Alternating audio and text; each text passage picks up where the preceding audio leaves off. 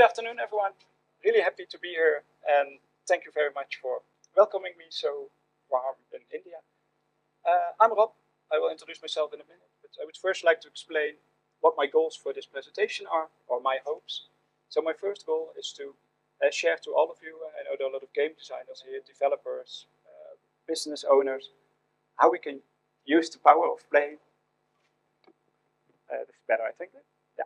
How we can use the power of play to make the world a better place. How we can use it to improve people's health in a hospital, prevent traumas. I will share how you can play a game to find a cure for cancer. That's this game. I will also hand it around. I have a little card game that you can use to find out how people can recover after a heart attack and why they want to live.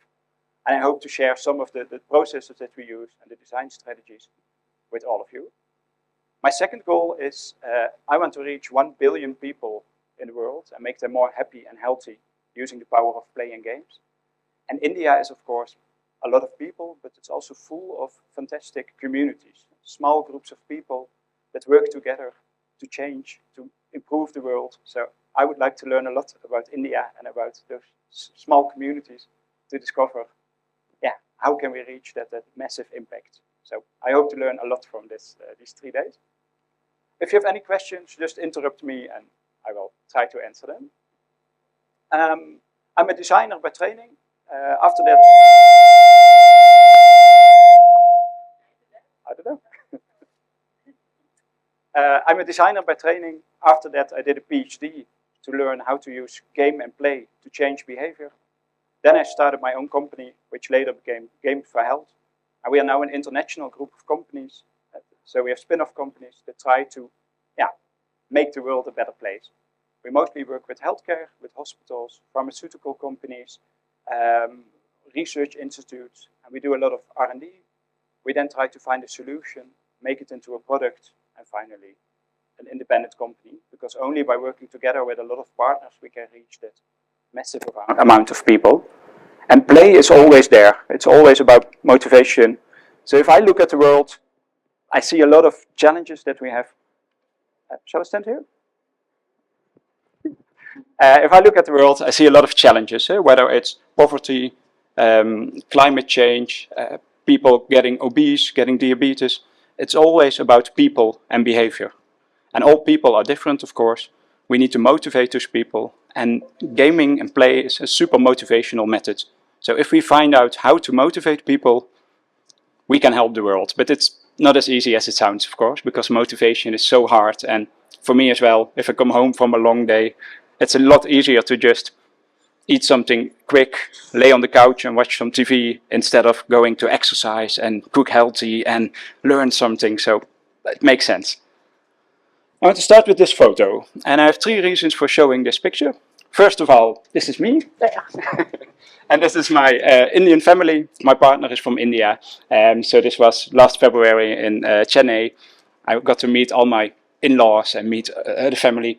But that's not the real reason why I'm showing it, but it is nice to show that I really like the country and at least one person a little bit. And it's also, if I look at this group of people, they're all amazing, friendly, motivated people, but you need a different solution for everyone. I'm in the middle. If I want to motivate me with a game, I need something else than if I want to motivate my girlfriend or her father, her mother, her grandfather. So you cannot design one solution that works for everyone on Earth, which is a little bit annoying because it means I have to design 6 billion solutions. And that's again where the power of play and technology comes in. Thirdly, of course, it's really nice to see in this picture that this is a community. They are working together. They all came to Chennai to meet this white boy who came from the Netherlands. They taught me a lot. And that's what India does so well. You have all those local communities, like this conference. It's a really big local community, but for India standards, 5,000 people is, of course, it's not the entire country. But you work together, you change the world so fast, you change yourself. So I think we can learn a lot from that, and we have to learn from that because, yeah, what you see in Europe, things are quite stuck and slow, and we need to do it together. So that's also why I love to be here. Wrong button. So really briefly about the science that we use a lot. We try to design for motivation. And according to psychologists, you have two dimensia for science. One dimension is extrinsic motivation, that's rewards, money, points, punishment. So if you want someone to do something, you can pay him a lot, or you can punish him if they don't do it. That works for a short amount of time, but the problem is you need to keep increasing those rewards, and it's not long-lasting motivation. And on the other hand, you have intrinsic motivation, and that's something you do because you really want to. You love it, you like it, you do it for yourself, for your family, and that works really strong and really long. So we always try to find this intrinsic motivation. A lot of people in game design use gamification, and the previous speaker also said it, broccoli with chocolate sauce, that doesn't work. If you make something really boring and stupid, and you give it a nice outside, then people will discover it's fake. So gamification, just giving points if someone performs a certain behavior, that doesn't work for long. So I am always allergic to the word gamification, but using the power of play is super powerful. I've already seen a lot of fantastic examples here this morning. On to some example projects. This is Post-ICU, one of our spin-off companies. And this is a journaling solution for people on intensive care. The intensive care unit in a hospital is that area where you come if you're really seriously ill and close to dying. And doctors try really hard to save your life. But even if you survive, you have a 50% chance of developing a trauma. They call it the post-intensive care syndrome. It's like post-traumatic stress. And you will keep that for years because the environment of an intensive care unit is so horribly designed. Everything makes noise. Life-threatening. Doctors come in every 15 minutes. And also the family members that are there to support you develop this trauma. So researchers in Scandinavia, they discovered that if people fill in a diary, a journal about your period there, it really helps to prevent this trauma. Because when you recover, you can read what happened to you. If you pass away, your family can still recover that trauma and they can read. But the challenge was, nobody fills in the diary. Because you have a lot on your mind. Your family member is there fighting for his or her life. You're praying, you're hoping they will survive. Yeah, you're not going to fill in a diary, dear diary, today I learned that you're ill. You're not doing that. So together with doctors, with nurses, we started prototyping and we designed a solution for it, where we use little elements of playful interaction to invite people to start writing. So first the nurses start, it's an app, then the people respond, and then COVID hit, it grew really fast. We launched it in 20 hospitals in the Netherlands. We're now launching it in the United States, in Brazil. Hopefully we're also exploring if we can do it in India, because it's a super simple tool, but it makes such an influence on the life of people. I have a short movie where some patients and a doctor explain what this is. It's in Dutch, but the subtitles are in English, and I think it's good to see the context they are in, because this is very different than designing a game that people play at the couch with an iPad. And I should have clicked this before so it can load, so let's wait a few seconds. Let's give it a go.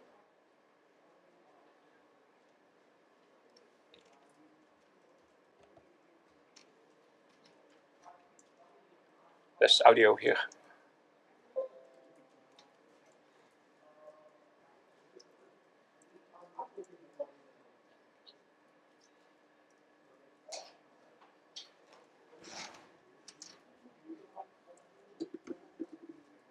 Het is niet meer zo voor deze tijd. Het kwam in een knippen thuis, dat doen mensen eigenlijk niet meer zo. Proberen het families en de mensen goed het uit te brengen. Maar het dagelijks contact dat we zo gewend waren met de familie, zo is het eigenlijk ook als verzorger zelf. Ik heb eigenlijk weer voor deel kunnen hebben liggen. Mijn zusje was ook gelukkig zo bij kennis dat ze foto's heeft gemaakt van mijn IC-periode. En doordat ik die foto's zag, wist ik ook echt dat het echt gebeurde. Het had voor mij net zo goed een film kunnen zijn van iemand anders. Het is een digitaal, waarbij patiënten en familie hun gegevens kunnen delen en thuis kunnen meekijken. Het idee van het dagboek is dat de mensen niet langdurig beaamd worden, langdurig gesigneerd zijn, straks een tijdsgat missen van enkele weken en moeite hebben met het verwerken van die periode. Door het gewoon mogelijk terug te kunnen laden in een dagboek aangevuld met foto's en misschien zelfs filmpjes, maakt het verwerken makkelijker. Niet alleen familie worden de schrijver of deskundigen en het gaat veel makkelijker. Tijd hoopt de patiënt als hij weer beter is, dat hij weer thuis komt. En dan zie je vaak dat er een heel gat is in de beleving tussen de beleving van de patiënt en van de familie. En een dagboekje helpt heel erg om de beleving bij elkaar te brengen. Ik denk dat het voor mij een hele bepalende factor is geweest. Dat ik uiteindelijk ook een stukje van mezelf weer terugvinden. Ja, en een versie van mezelf worden. Het is eigenlijk heel intuïtief. Het is een app, het swipt, je klikt het aan en je kan direct gaan beginnen met schrijven. Makkelijk.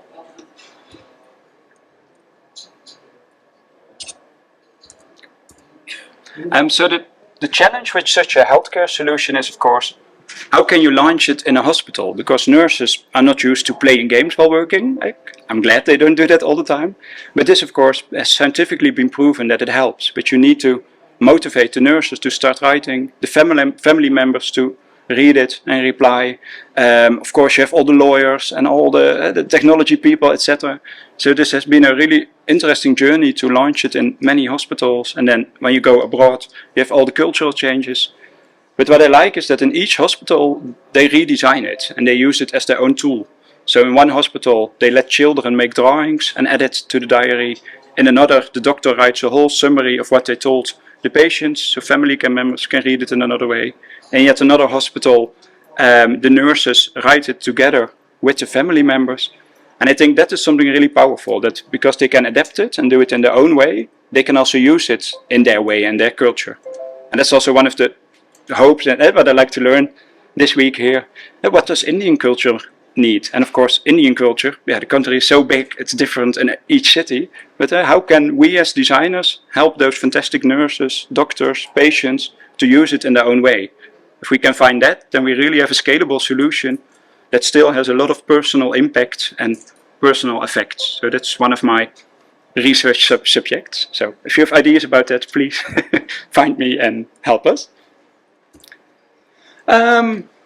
Second project that we'd like to talk about is, and you don't have to watch the entire video, citizen science games. And citizen science games are games where 10,000 of people play a game in order to help scientists. And this all started with Foldit. It's quite a famous example. Researchers have been searching for a cure for HIV for many years already. And they wanted to understand how certain molecules fold around another molecule, because that's what HIV virus does. It somehow connects and folds. And they were stuck. They had no idea how to do it. For 30 years, they were absolutely stuck, all those smart people. So some really cool people in the United States, they made a game out of it. A simulation, it's not a really fun game. And they asked gamers, please help us. Can you find us to fix this puzzle? Because gamers play, they puzzle, they fight world bosses and enemies and monsters. Many hours. Why not use the power of gamers to solve one of those difficult problems? And the gamers solved it within 2 weeks. They discovered how these molecules map around another molecule within 2 weeks, because gamers think in a different way.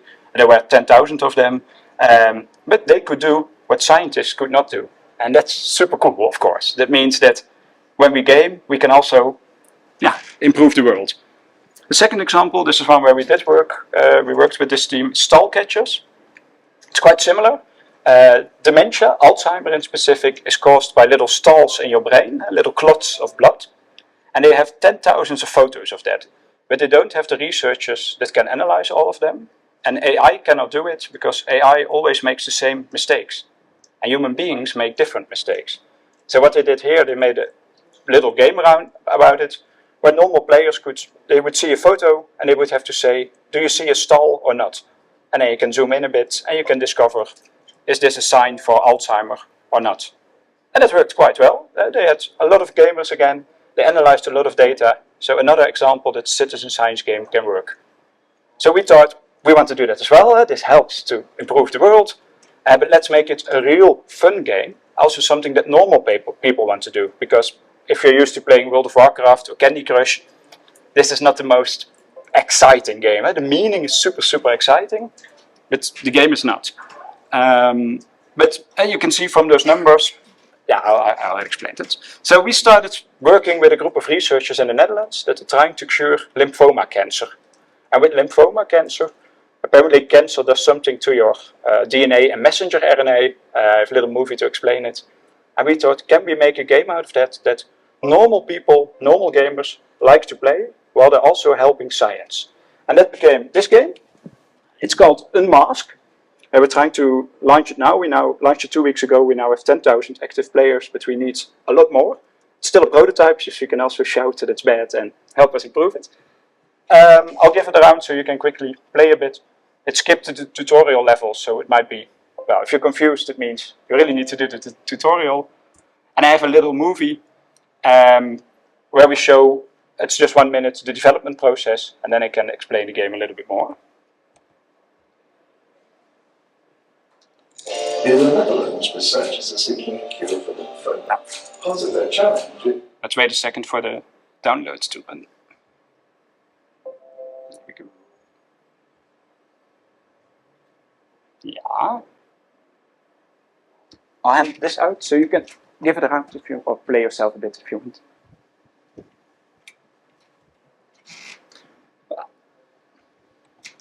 In the Netherlands, researchers are seeking a cure for lymphoma.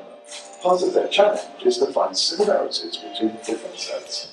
In the Netherlands, researchers are seeking... Sorry, trying to get the quality on a normal level.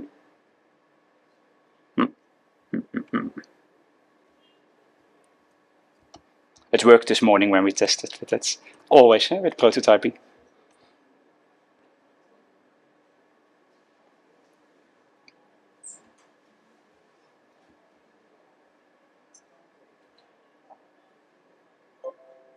In the Netherlands, researchers are seeking a cure for lymphoma. Okay, 20 more seconds and then I skip it, sorry.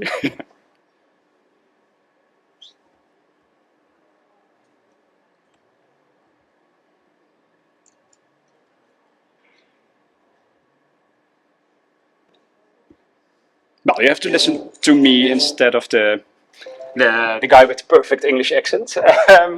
So the game we developed is a game like Candy Crush. It's a match 3 game where you basically have to match colors. So if you look at DNA is the string of really difficult things in your body, and they always talk about the TCAG parts of it. Well, we changed TCAG in 4 colors, yellow, blue, pink and green, and we gave it shapes for the people that are colorblind. And you basically have to discover how this string of 32 million little neutrons connects to messenger RNA 200, and it can fold in all sort of directions. And AI cannot do it because it's way too difficult, too many options, they don't know what the rules are. So what we've been doing together with the researchers, they come up with a hypothesis. They say, for example, we think that 2 pink ones are better than a blue and a yellow one, and you have to match in this game, you have to make a connection, a certain order, and then you get points. And we let 10,000 of players analyze all the different options. Then the researchers test it in a lab with a microscope and a petri dish. They see if their assumption was correct based on all those measurements. They come up with new hypotheses, we put it back in the game, and this way you have a cycle of players working with scientists to find this vaccine for lymphoma cancer, which is really cool because, yeah, imagine if this works. So we're currently in the beta phase where we're testing with the first 10,000 users. We see that mostly women like playing it because it's a puzzle game and they luckily keep playing. So we're really curious here to see if this method works. Can we also do it for other diseases? Can we do it for other big problems? Because that would be really awesome, of course. The challenge here, of course, is again, of course, how to scale it up. How do you find the local communities, the groups of people that want to play this with the scientists, who care about finding a cure for cancer, who like to solve it, donate their time in playing a game. But this one is a little bit more obvious, of course, than the other ones. So what I really like about these kind of citizen science games is that people can just play for fun while also helping. So you don't have to feel ashamed that you spent your whole entire weekend playing a new game that was released if you're also helping the world. For me, that's an extra motivator, and that's this intrinsic motivation that I've been talking about. Third game I would like to talk about is part of a big research project we do with hospitals in Europe, and it's about letting people revalidate after they have a heart attack. So what happens if you have a heart attack? They take you to the hospital, they check what was wrong. In some cases they need to do an operation, like a bypass or other things. And then they tell you, please start living healthy. And with most people, after a heart attack, you have to stop smoking, stop eating fat food, you have to lower your cholesterol, you have to eat less meat, you have to stop drinking, and be more physically active.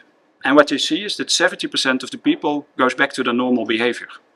So we were asked, can you find a solution to motivate people to change their behavior after a heart attack?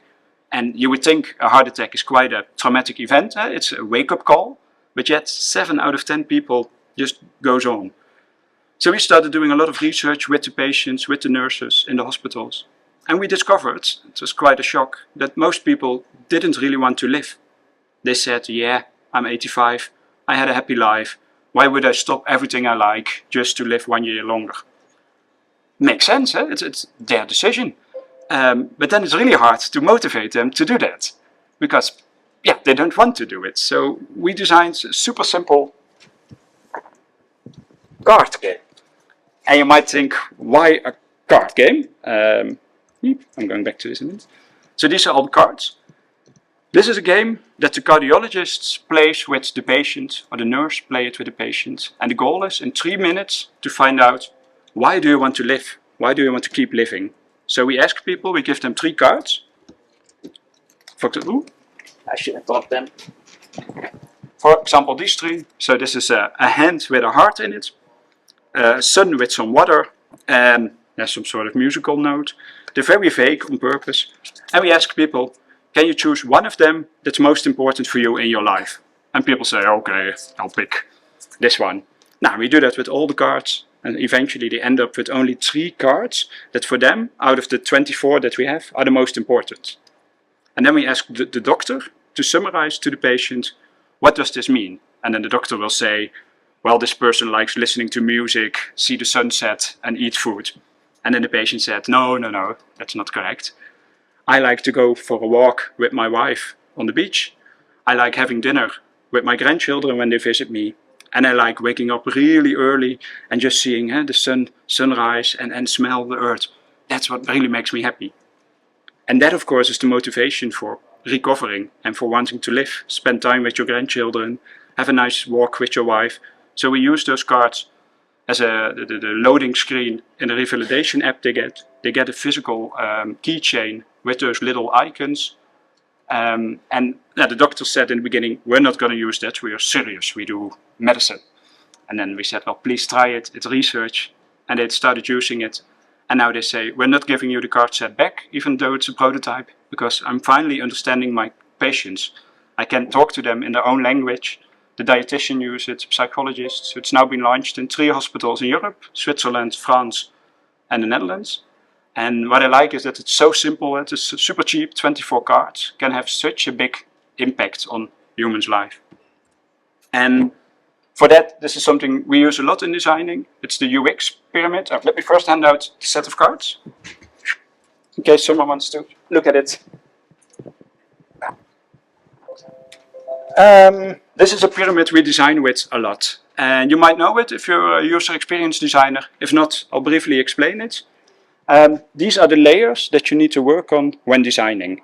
And at the bottom part, you have the things that your app, your game, your physical product always needs. It needs to be functional, useful, needs to do what it needs to do.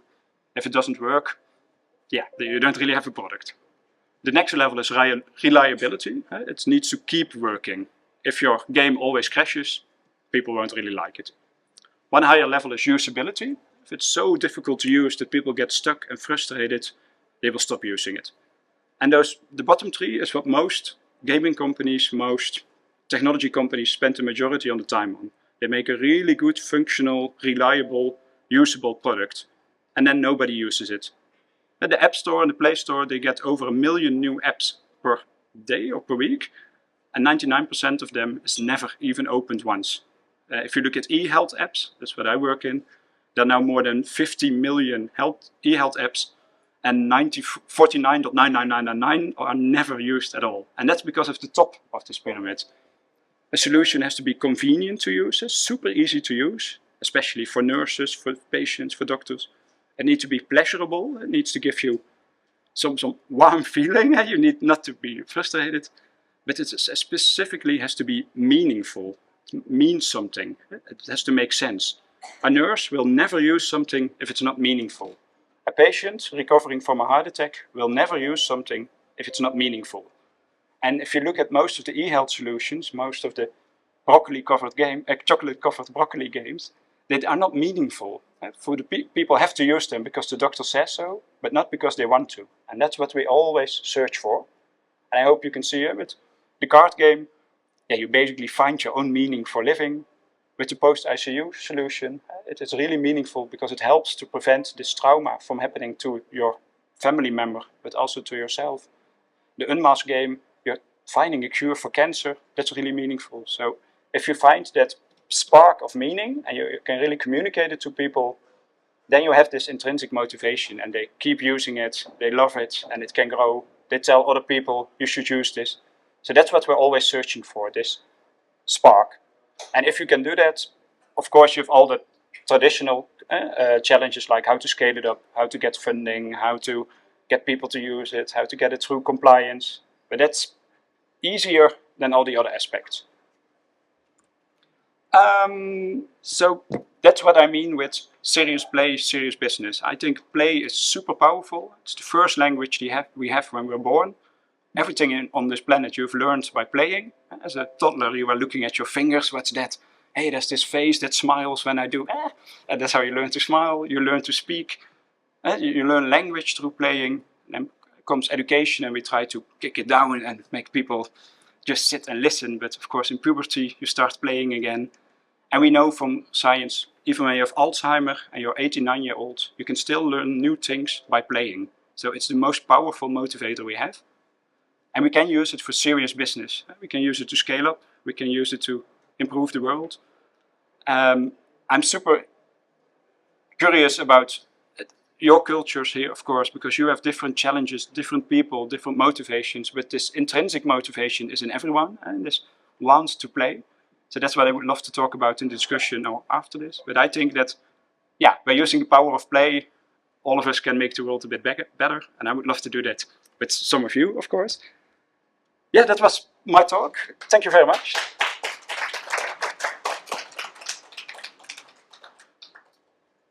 Are there any questions, solutions, problems you might have? Yeah. I really like the card game. So simple and so clean and beautiful. Thank you. How do you select cases to take up? Like, do you have a roster? What is it meaningful that you connect to? Yeah. How do you pick ideas? Yeah, good question. You asked, how do you pick your cases and how do you pick the ideas? We do it in two ways. We do a lot of design research, research and development, so with universities, with hospitals, with companies, and we only work on problems that they cannot solve. So if they know how to solve it, we tell them, find someone else. If they want a game to train people to learn a new language, that's super important. But we're not so good at that. Other people can do that better. But if it's this strange, difficult problem, like how to motivate people that don't really want to live, then we become excited and we start doing research with the doctors, with the patients. Like the previous speaker told, you really need to do it together. So that's one of them. And then if we find a solution that works in one hospital, we think, well, then it probably works in another hospital. So we try to make it a product and then their own company. The other way we do it is really through our own research. We have a team of doctors, sociologists, game designers, developers. And of course, we quite often in projects see this is not yet possible, but it might become possible if we do this or that. And then we try to find investments ourselves and do it like that. Like the Unmasked game. Yeah, that's just a dream. We want to make a cool citizen science game and cure cancer. So we really just started looking for researchers that have this difficult problem. And a lot of researchers said, yeah, no, that's never going to work. And then we found a few in 2 different universities who actually just got a patent for a solution they found, but they couldn't scale it. And that's how it started rolling. But we cannot invest unlimited, of course. So we do a balance of those two. Very cool. Thanks.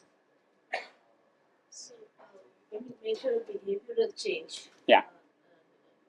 what are the techniques you use? Because it's not so easy to measure a person's behavior as change. Yeah, so you asked, how do you measure behavior change? Because it's hard to know if it works and if it changed. And that question is spot on. It's really hard to, it's also hard to see the results, of course. For example, if you start exercising on a daily basis, that doesn't mean you won't die from a heart attack. It would be really nice if that was the case, but so we cannot measure the results. What we usually try to do is find on one hand, the meaningful user interactions, and on the other hand, see if we get testimonials. So the post-ICU diary is a good example. There we got handwritten letters from people thanking us that they used this. My grandmother was on the ICU. We got someone who, they showed it at the funeral. They showed the last message in there. And that's for us a really powerful message. If people take the effort to send us a message that it helped them, that means we have it. So we always start prototyping and then we say, we want one handwritten letter from someone thanking us, and which is really hard because it has to be really meaningful. On the other hand, we try to find indicators that something is being used. So again, for the ICU diary, we know how many messages nurses write, but that depends on how much activation we do. So we look at the response rate. If a nurse writes something and the family then responds, that means there's a meaningful connection. And that's really powerful. So we try to find the valuable indicators between all the data mess, but I don't know if that's the best measurement because we're always searching. And of course, if you go to things like we do a lot with medication adherence, or do people, after using a medical product, do they bring it back so it can be recycled? There, of course, you can measure the success rate. How many pills do people take? What's the adherence percentage? But that's rare because, usually it's not so fixed. Thank you.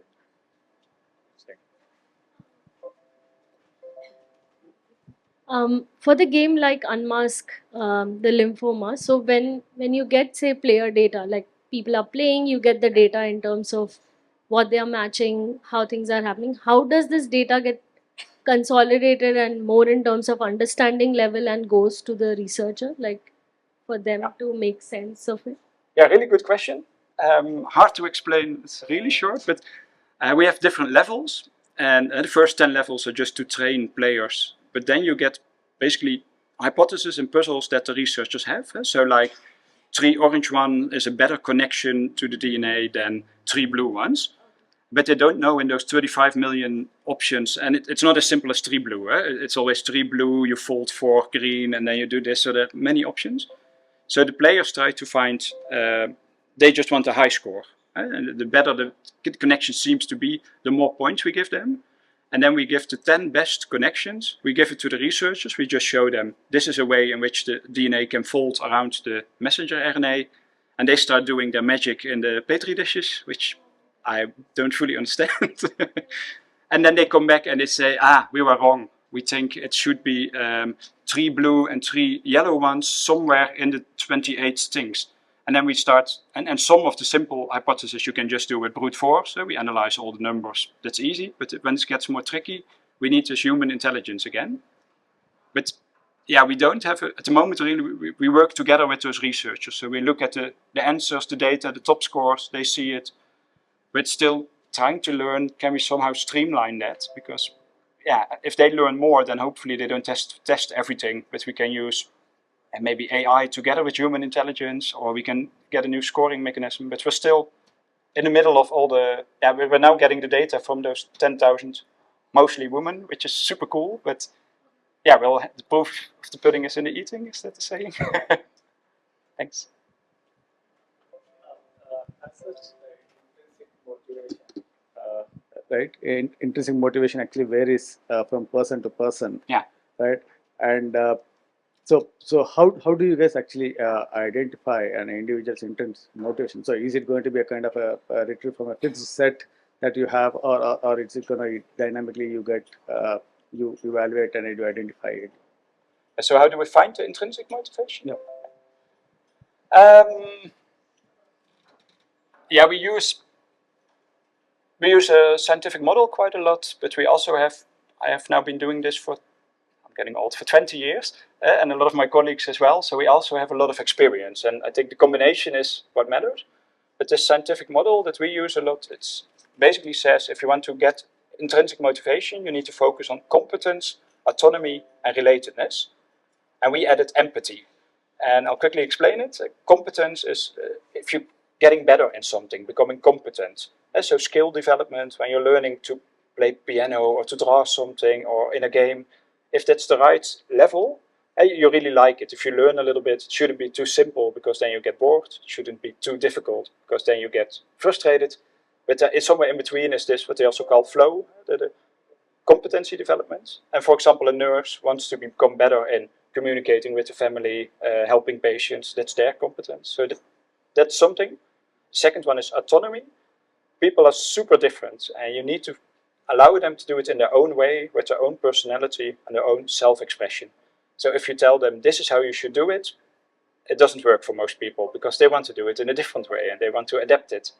But for example, the card game, every doctor uses it in a different way. And some break the rules, some use it in a conversation, but because we allow them to do it in an autonomous way, we can intrinsically motivate them.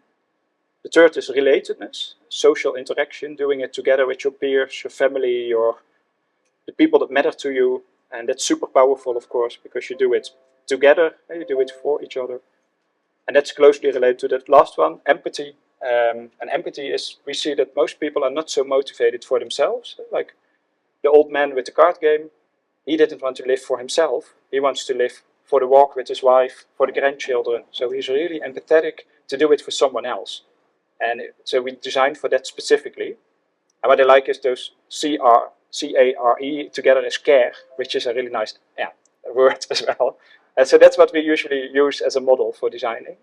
And then it's a lot of testing, a lot of play testing, trying out things with those super smart nurses, doctors, patients, because we are just stupid game designers. They need to use it. They need to, it needs to fit in their life. So then you get those iterations of design, evaluate, learn, and then keep improving it.